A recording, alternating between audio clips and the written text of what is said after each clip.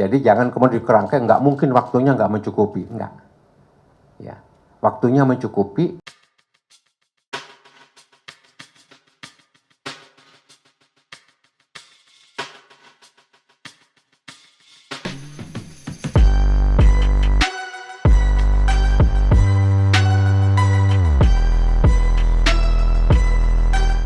TSM mungkin ada pilpres lagi, ya, karena ada pilpres lagi.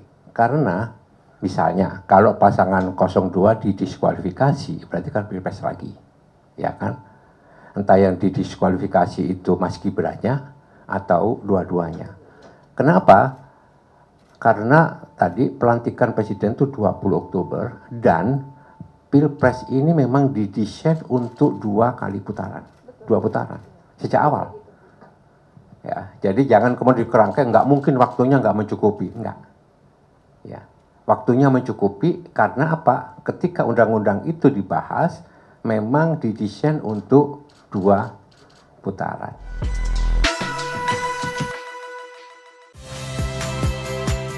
Saya Niluh Puspa. Saksikan program-program Kompas TV melalui siaran digital, pay TV, dan media streaming lainnya. Kompas TV, independen, terpercaya.